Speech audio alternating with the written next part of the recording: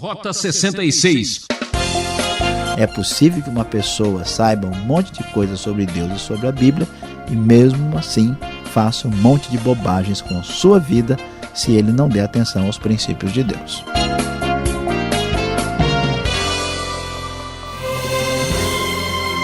Olá, olá, como vai? Aqui é Beltrão anunciando mais um programa Rota 66, a expedição bíblica em busca da verdade. Hoje, com muita alegria, encerramos mais uma série de estudos. Primeiro livro de Samuel. Destacamos o capítulo 31 e o professor Luiz Saião toca num assunto delicado: o sombrio suicídio de Saul. O rei acabou tendo um final melancólico após ter uma vida medíocre.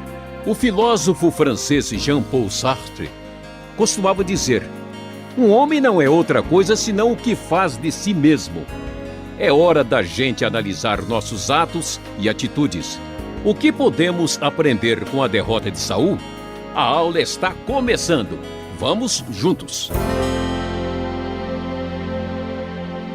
Rota 66, finalmente chegando ao último capítulo do primeiro livro de Samuel. Aqui sim, vamos encerrar a nossa jornada deste livro bíblico do Antigo Testamento. E infelizmente, ou felizmente, não sei, infelizmente o tema não será tão atraente. O último assunto do capítulo 31 é o sombrio suicídio de Saul. Não fique triste, não fique aborrecido, que apesar desta triste nota de falecimento, nós temos lições importantes das Escrituras para a nossa vida.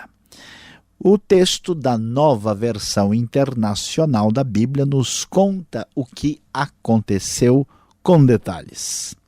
E aconteceu que, em combate com os filisteus, os israelitas foram postos em fuga e muitos caíram mortos no monte Gilboa.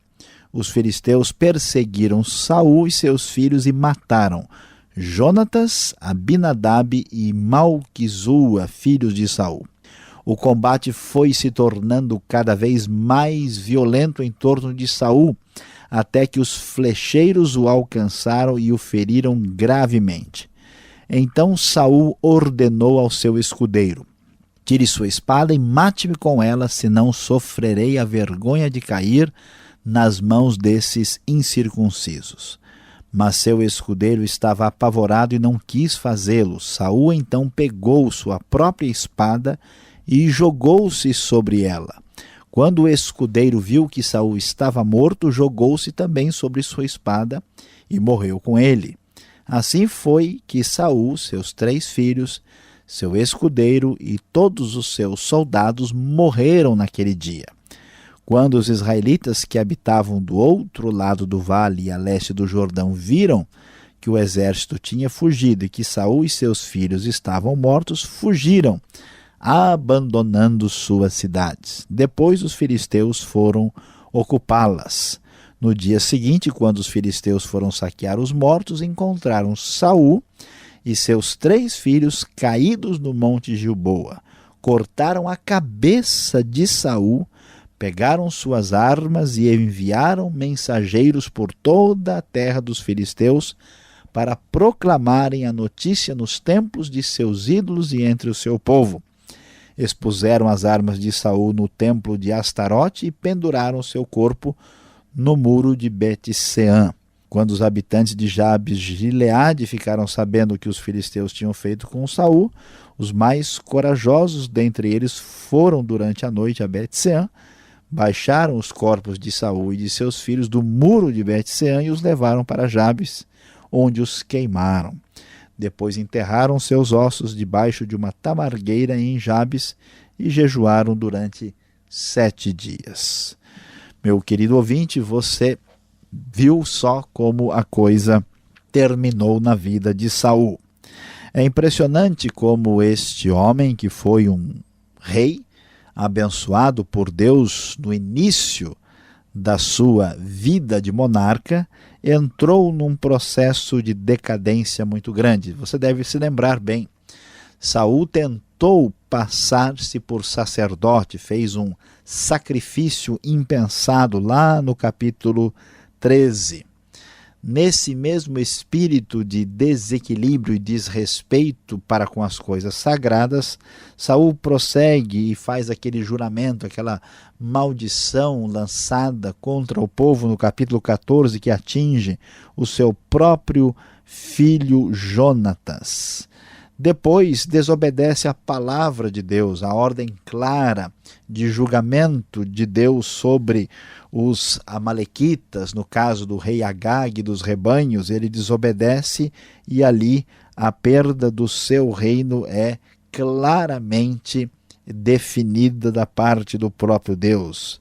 Nesse processo de decadência, ele perde a comunhão com Deus, Deus não lhe responde mais, sua queda livre o leva a buscar uma médium, alguém que consulte os mortos, e finalmente Saul acaba perdendo a própria vida.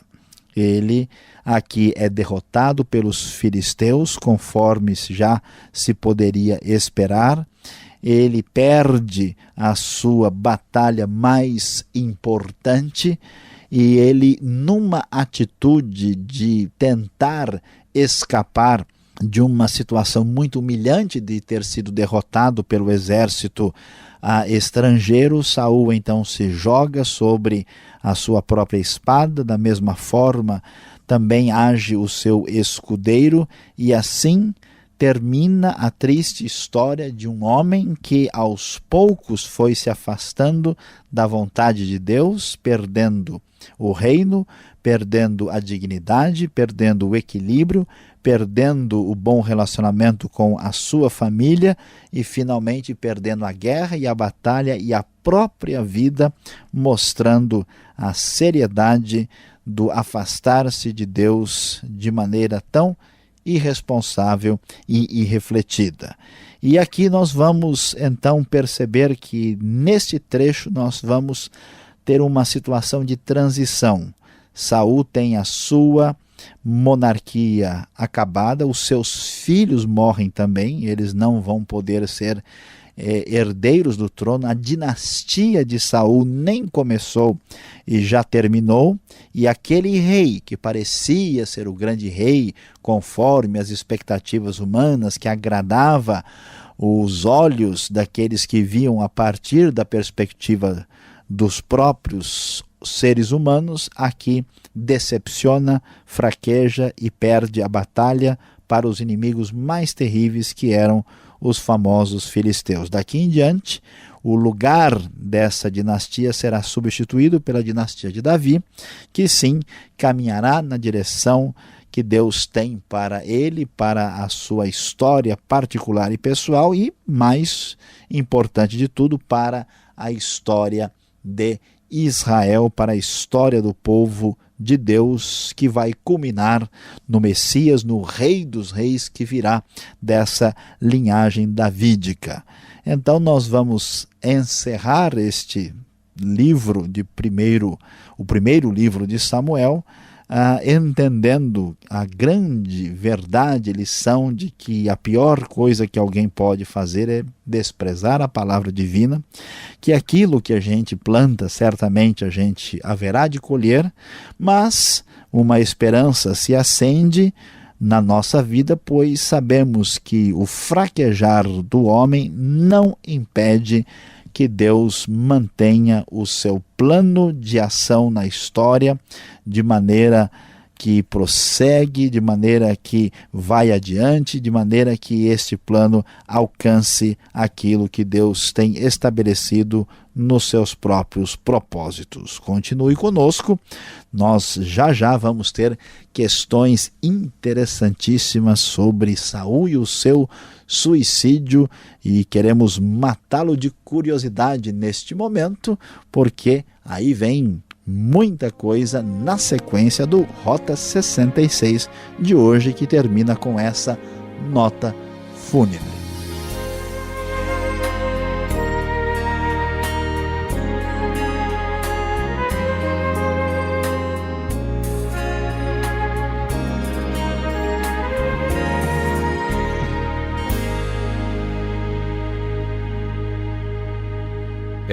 Para você que chegou agora, o professor Luiz Saião está encerrando a série no primeiro livro de Samuel, capítulo 31, com o tema da aula, O Sombrio Suicídio de Saul. Esse é o programa Rota 66, o caminho para entender o ensino teológico dos 66 livros da Bíblia. O Rota 66 tem produção e apresentação de Luiz Saião, redação Alberto Veríssimo e na locução eu, Beltrão, seu amigão, numa realização transmundial. E esperamos a sua cartinha. Caixa Postal 18.113, CEP 04626-970, São Paulo, capital. Correio eletrônico, rota66@transmundial.com.br. Ainda temos mais alguns minutinhos para tirarmos as dúvidas. Acompanhe essa explicação do professor Saião.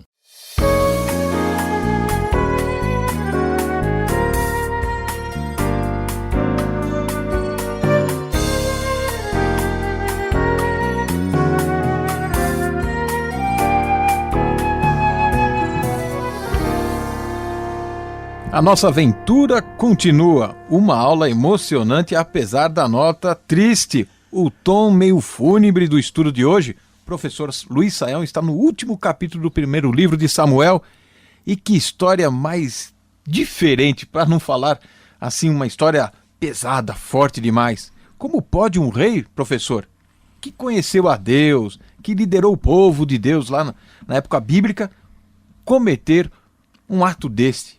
Suicídio.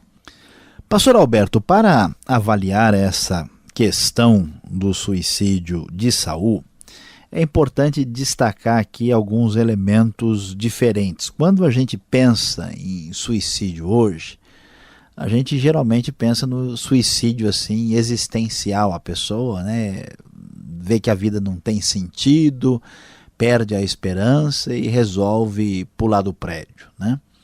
Aqui é uma situação diferente, né? Saul está trabalhando com a ideia mais bíblica, hebraica, vamos dizer assim, de guerreiro que não quer ser envergonhado. Então, em vez de deixar o cara me matar, eu mesmo me mato, né? Então é importante destacar essa questão aqui. Agora, por outro lado, o fato do texto bíblico sinalizar as coisas do jeito que elas estão e até de terminar, né, o primeiro livro de Samuel desse jeito, é uma nota da desgraça completa, total e do fracasso de Saul. E o que chama a atenção é que Saul é uma pessoa sem fé, sem esperança e sem Deus. Porque no momento desse ele não clama a Deus, ele não tem nenhuma expectativa, ele vê que a coisa se complicou. Então, quantas vezes você lê um salmo, por exemplo, que você vê lá, olha, as cordas da morte me cercaram, né? Eu estava ao ponto, o inimigo ia acabar comigo, né? E o Senhor veio e interferiu. Vemos que algumas batalhas que Davi ganha contra os filisteus não é pela guerra, é pela intervenção divina. Então, Saul não tem nenhuma esperança. Diante dessa realidade, quando você desconsidera Deus e confia nas suas próprias forças, rejeita a palavra divina e segue o seu caminho, a tendência é chegar nessa direção. Embora Saul tivesse conhecido a Deus, isso ficou no passado. Então veja a triste advertência. É possível que uma pessoa saiba um monte de coisas sobre Deus e sobre a Bíblia e mesmo assim faça um monte de bobagens com sua vida se ele não der atenção aos princípios de Deus. Que coisa, hein? Sem fé, sem esperança e com uma espada. Tinha que dar nisso, né? Complicado. Agora, o escudeiro dele estava do lado, também se matou. Por que assim?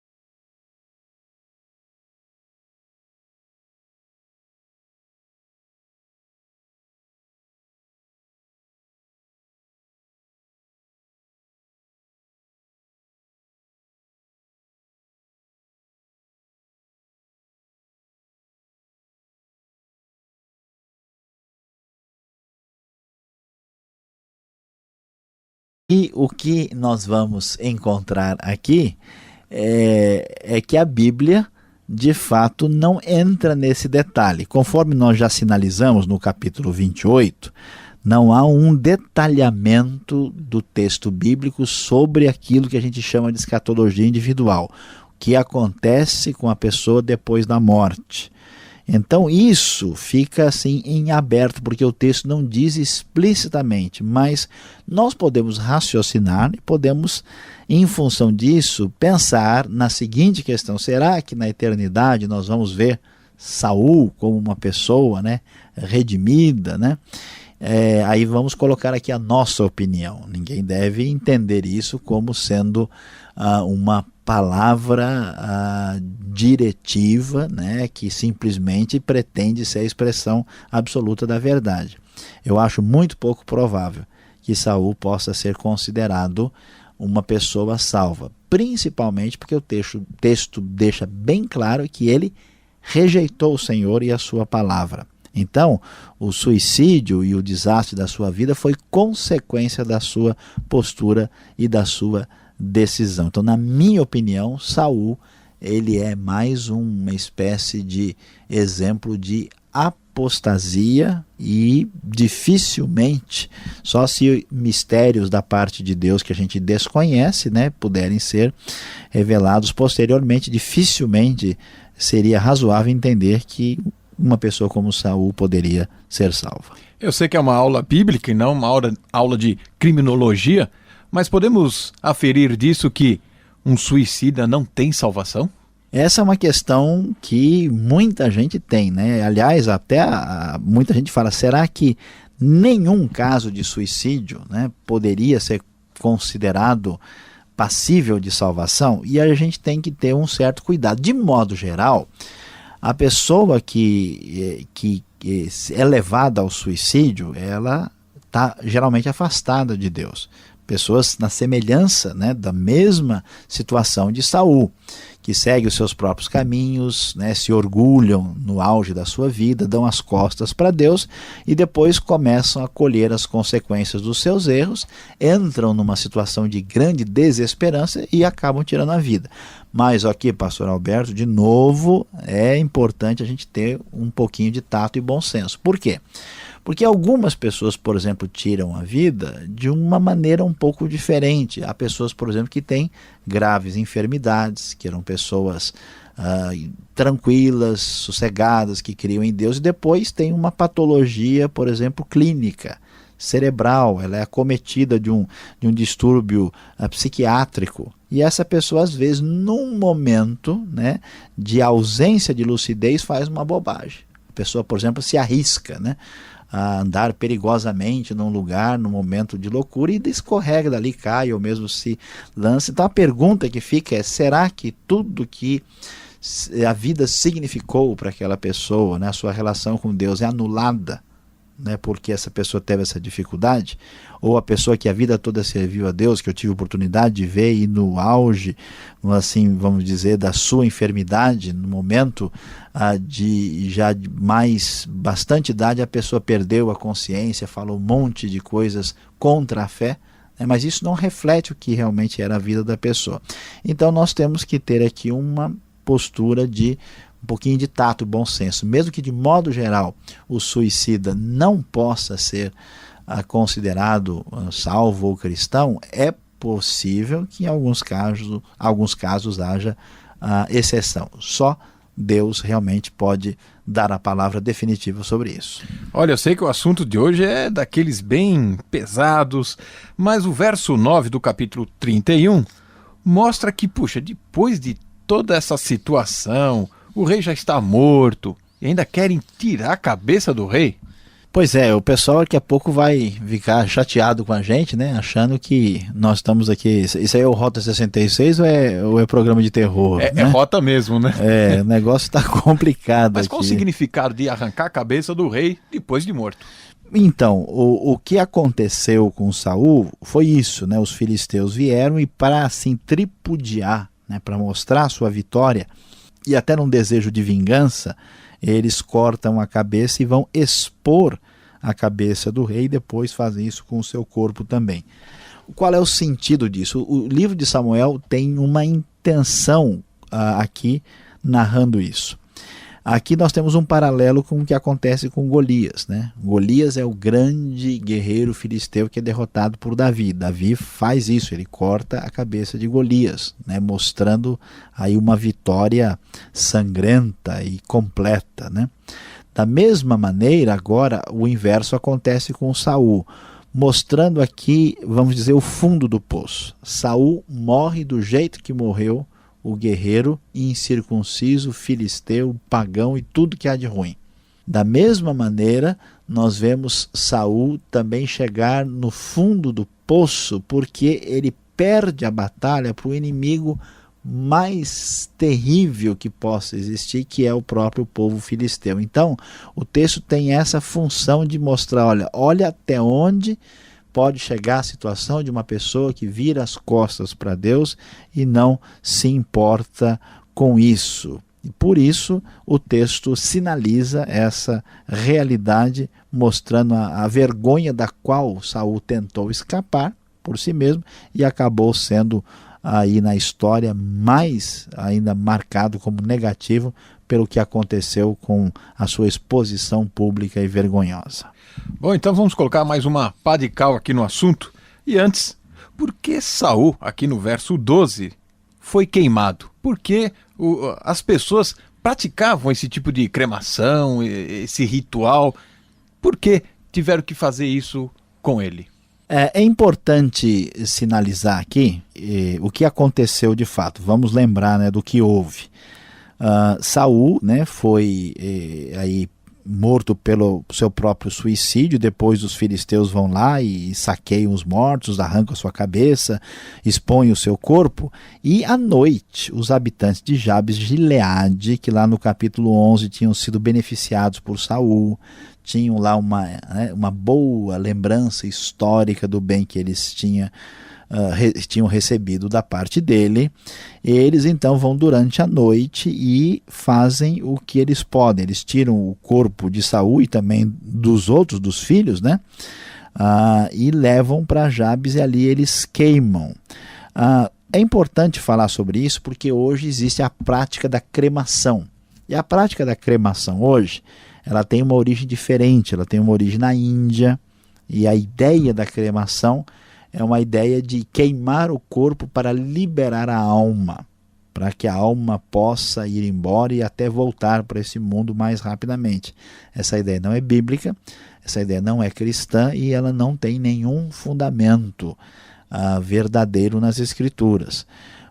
Portanto, não era costume dos hebreus, nem nenhum pensamento bíblico, nem no Antigo e do Novo Testamento, a cremação. Há uma referência, por exemplo, em Josué 7:25, que fala de Acã e do seu povo que foram ali queimados, né? Isso se fazia com bandidos.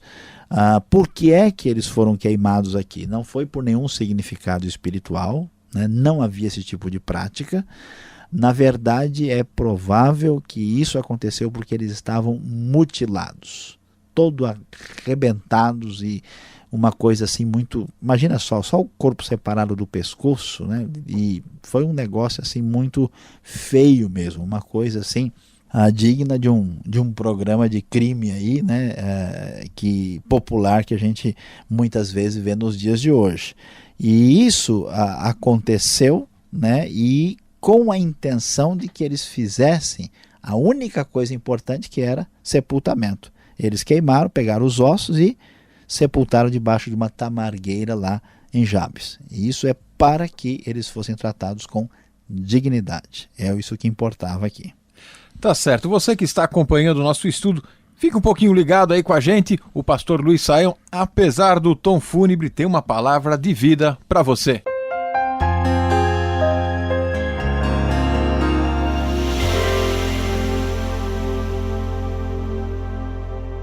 Hoje terminamos aqui o nosso estudo do primeiro livro de Samuel, sim, o capítulo 31, que nos contou como foi o sombrio suicídio de Saul.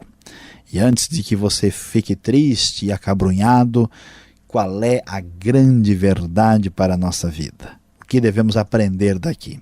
Saiba que afastar-se da vida é caminho para a morte.